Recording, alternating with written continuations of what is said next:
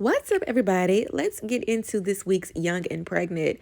So it starts off like it ended last week with Kayla pulling up to Big Luke's mom's house, and his mom is sitting on the couch with his sister Chaz, and they are heated up about this whole Ryan incident, and it's the fact that Kayla left when they were having Thanksgiving dinner and playing a card game and just shooting the dozens. She left because they were talking about Luke cheating on her, and she went and allegedly met up with Ryan.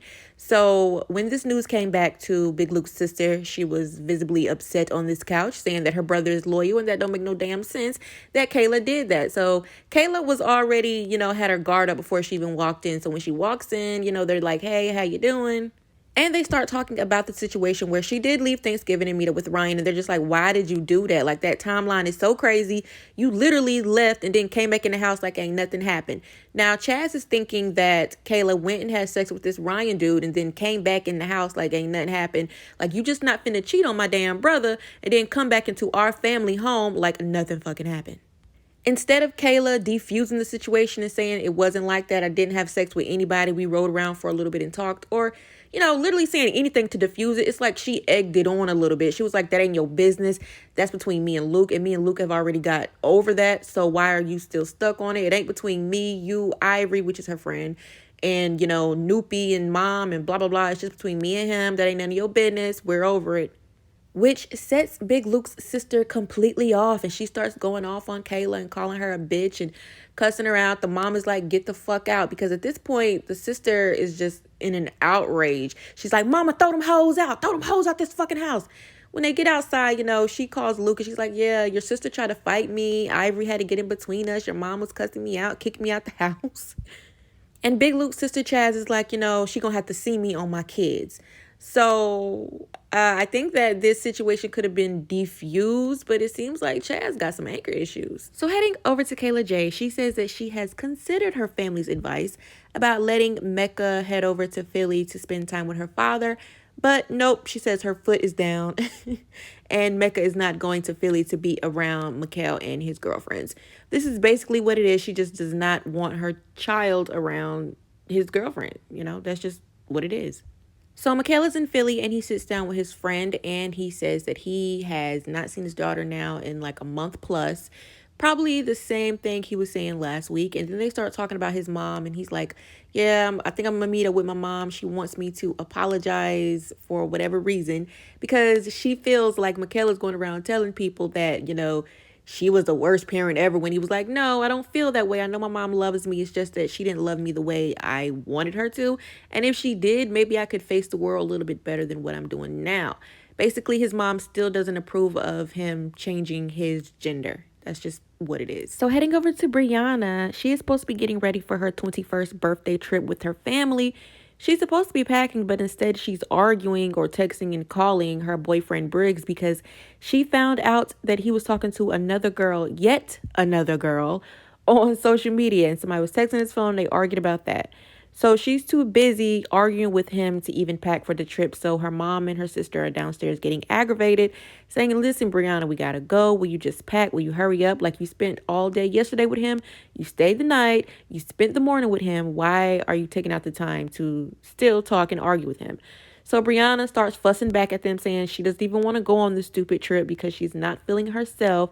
She's arguing with Briggs. She really wants to make this work. She wants a serious relationship, but he's not taking it serious. So she's pretty much preoccupied with her time right now, arguing with her boyfriend about yet another girl. So after she throws this hissy fit with her mom and tells her mom to shut the fuck up, she goes in her room and starts packing. And her mom apologizes and say, "I know you didn't want us to argue. We'll wait for you. Just please pack so we can go." Brianna is saying that she does not like the person that she's becoming now that she's with Briggs because she's always mad, she's always tired, and she's just not herself. But before she was even with him, she was acting like a total, brat. So I don't know what she means by that. So heading over to Rachel, her and her hubby Noah are sitting on the couch. They are about to eat dinner that Big Steph has slaved over all day long. And Big Steph brings it up to Noah that Drew is getting out of jail in 3 days. And Noah's like, "Yeah, okay." So apparently it's going to be a big thing when Drew gets out. He's going to go by and see Hazley before making his final stop to rehab. So Rachel once again says that Hazley does not know him and that she does not want to rush into the daddy thing and don't call him daddy. And Stephanie's like, well, your daughter's too. She's going to do whatever she wants to do. Noah's looking like he does not really want to be there or have that conversation. He just wants to eat and be left alone. So then Rachel and Noah go outside to have a little private talk. And Rachel's like, yeah, my mom is obsessing over the fact that Drew's getting out, but I don't care unless he's going to be an actual father and not pop in and out and give me money and stuff like that. But I'm doing it well on my own. You know, Stephanie's doing it on her own, Rachel. But anyway. Noah gives her, some sound conversation, just saying, that it's fine if he comes by and sees his daughter as long as he's going to be on the right track and not pop in and out like a distant cousin. And I agree. Moving over to Kaya. So she's still trying to get the public to believe that her and Tiaza are not together. So she's saying that she's happy that they work things out, but they're still not together and she still doesn't want to do counseling. So then it switches over to Tiaza and Kaya's mom who go out to get something to eat and they're in the car talking. So Kaya's mom is talking to Tiaza and she's basically like, so what's up with you and Kaya? She's like, well, we're not together, but it's hard because even when we are broken up, we still want to be together. So it's kind of like we never really left each other. Yeah, y'all haven't. So Tiaza said that she's growing as a person and that she herself wants to go to counseling by herself since Kaya doesn't want to do it as a couple. She says that she's just been raised by broken people and broken people break people. So she feels like she's broken and she wants to go get help. Heading back over to Brianna, she is yet still packing for this trip they were supposed to leave for like 2 hours ago. So she's still packing while still being upset about Briggs, and her mom comes in and, tries to cheer her up and says, I understand that you weren't mad at me. You're mad about the situation, but I only see you giving, 100% in the relationship. I don't see Briggs giving much effort into loving you or treating you right. Brianna's like, yeah, I know. And she's so stressed out because of the drama with Briggs and the drama with Ashley. She just, wants to relax. She doesn't want to deal with anything. And she once again apologizes for raising her voice at her mom. And her mom is like, yeah, I'm pretty much used to it now. I'm pretty much used to you taking your anger out on me, which is not something I would say. I would say, girl, you better check yourself. But hey, that's just me. Hopefully they leave sometime today for this damn trip. Okay, so heading back over to Kayla J, I'm guessing she doesn't have much to say this week because she really doesn't have any talking points, okay? She's meeting with her family and she's in the confessional saying, that's how her and Mikhail pretty much bonded because even though she loves her mom and Mikhail loves his mom, their moms have never been nurturers. So they leaned on each other to get the love and the nurture that they need. Then it gets real deep and switches over to Mikhail, who meets with his mom, the mom that we haven't seen since like the first episode. So he's sitting down and she's like, you owe me an apology because the last time that we talked on this damn camera, you told America that, I wasn't really there for you. I didn't support you.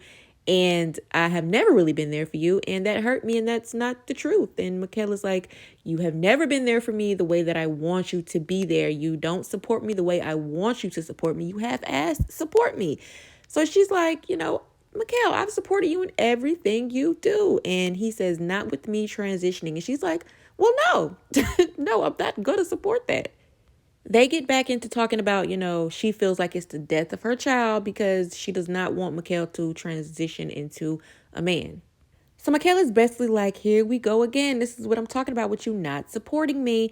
And he starts talking about his testosterone shots. And she's like, shots? When did you start getting shots? He's like, have you not seen all this facial hair and stuff? I get shots every week. She's like, I knew nothing about it. He's like, because I don't want you to, because you don't support it. And it gets really deep because she asks him, like, who is his emergency contact? And he's like, not you. And she's like, are you serious, fool? You my emergency contact. We all we got in this world. Why am I not your emergency contact when you're going to the hospital and getting these shots? And it seems like he really doesn't want anything to do with his mom and this side of his life. And it's sad and it got really deep because his mom is still pretty much saying, you're not going to transition. Like, I don't want you to, and I'm not supporting that part of you. So heading back over to Kayla, she's just sitting down with her friends talking about the incident that happened at Luke's mama house and how they felt disrespected, her and Ivory. She says that Luke was very upset about the situation and he took Kayla's side and he's not talking to his family right now. And that's very stressful on her, and they have another counseling session coming up and it's put more strain on their relationship because now it's kind of awkward. They haven't really talked about it. Luke is walking around the house like ain't shit happened. And Kayla feels like she was disrespected and it didn't have to get to that level because she says that when she left to talk to Ryan, that Luke knew where she was the whole time because he has her location on, which I feel is weird. This is like the second or third time that she's talking about Luke knowing her exact location and, calling her and asking her where she is or why she was deleted off a snap or something weird like that. The relationship is starting to seem a little bit controlling to me, or like, I got to know exactly what you're doing at all times. Like, no, you don't. But I honestly feel like where Kayla messed up is, why didn't she just say, yo, nothing happened? Because it's clear that Luke's sister feels like she has sex with that dude and then came back in the family house, and that's where she feels disrespected at. It's just all this shit could have been avoided if Kayla would have just, dropped the defense mechanism and just said, hey, this is what it is. So heading back over to Rachel, she's now saying that she does not mind if Drew sees Hazley for a couple of minutes when he gets out of jail before going to rehab. However, she doesn't want to be there when he does decide to show up, so she's going to go hang out with Noah for a few days and leave that task up to her mom. So Stephanie is trying to reach him, but his phone is saying insufficient funds, which means I guess he doesn't have any money on his books. So Mallory comes over and says, I don't even know why you care or why you're trying so hard. And Big Steph is saying because that is his daughter and he got a big ass tattoo across his neck of her name, Hazley, and he wants to see her, and I'm going to let her see her. And Stephanie is really thinking about herself and how many times she's been to jail and rehab. And Mallory reminds her that she's been to jail and rehab like 3 or 4 times. And she's like, no, I haven't.